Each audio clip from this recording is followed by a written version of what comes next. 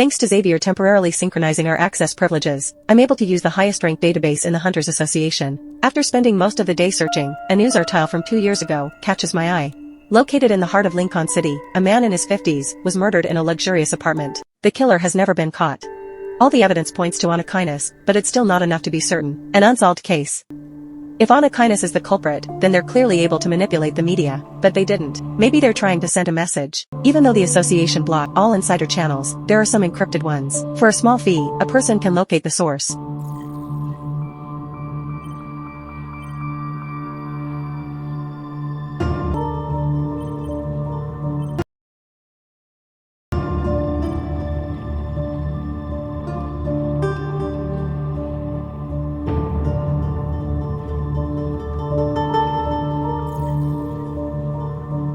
The photo finishes downloading. It takes up the entire screen.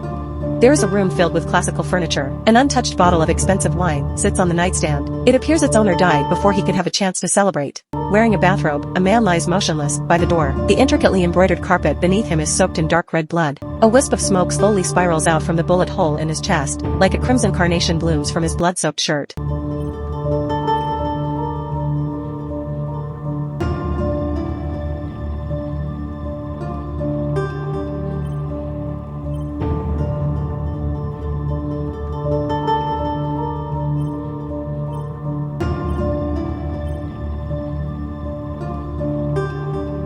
Anakinas wouldn't leave behind an obvious trail. They must have done it intentionally to warn or threaten certain individuals. After thinking about it some more, I decide to play the audio file again.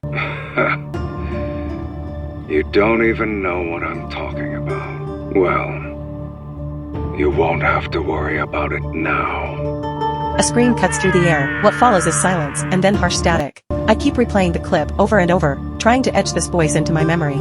As my cursor is about to click the X in the top right-hand corner, a new message stops me.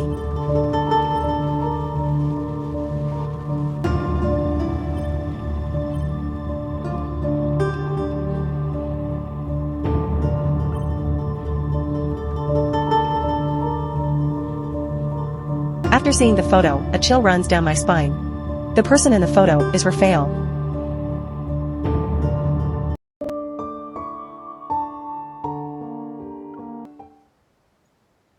Raphael's front door is slightly open, similar to how it was during my last visit. A sliver of light peeks through the gap. I gently push the door and watch my step. Sculptures, easels, and art supplies are everywhere. Raphael is on the floor. He's not moving. Raphael.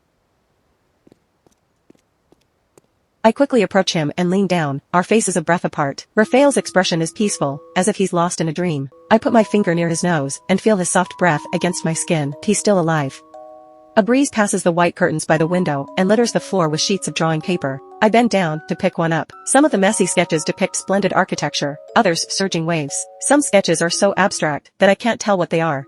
They do share one thing in common, however. Written on the bottom right-hand corner is a tiny word, Lemuria.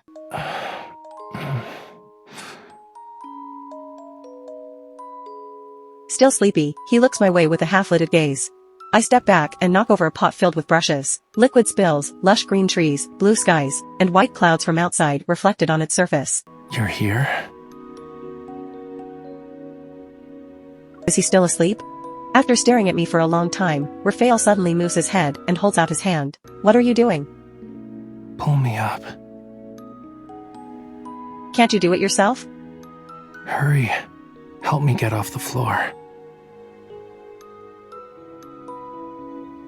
The moment I take his hand, Raphael yanks me down. You.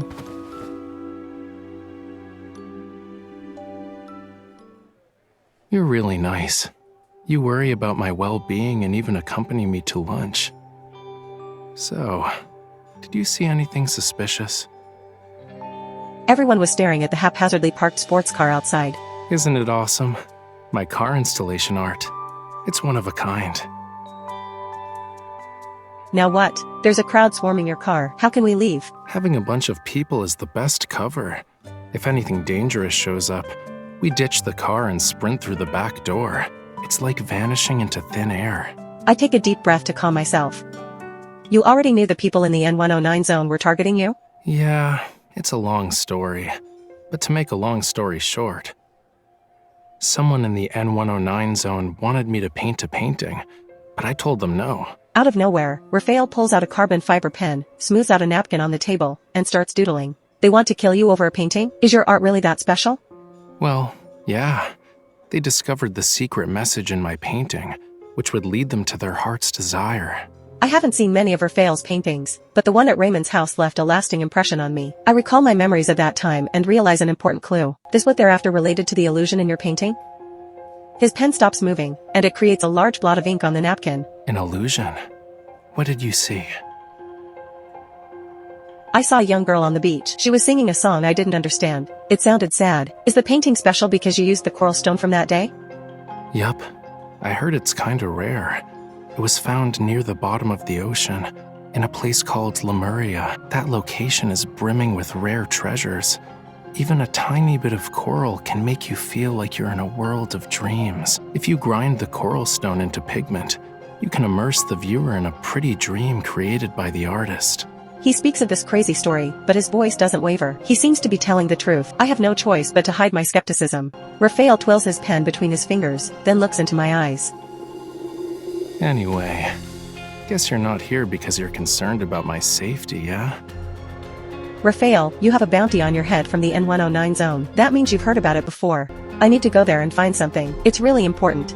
Aside from barging in, I don't know how to enter that place. My hint is as clear as day, but after giving it some thought, Raphael shakes his head. His expression is one of nonchalance. Lincoln has become even more dangerous, and now you're talking about entering a labyrinth? Forget about it. A hunter like you just going in there is like a lamb walking into a tiger's den.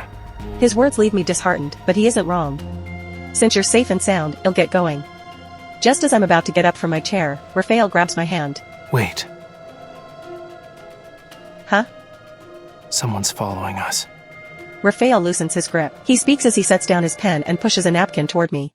With a few strokes, he sketches a layout of the restaurant on it. A man wearing a black jacket sits behind us to the right. He's slouching, perfectly hidden behind a potted plant. He's already here? Not sure. But since he's acting all shady, he's definitely not one of my fans. I raise my arm and activate the watch on my wrist. A palm-sized, holographic map appears before Raphael and me. We'll sneak out from the back, run through the mall, and exit on the north side. Then we'll circle around until we reach an alley behind the flower shop. You know, you're a really good hunter. When you see the big picture, you need to use some bait. I look up, noting the passing crowd reflected in the window. A group of high school students who just got off school trickle through the door. It's time.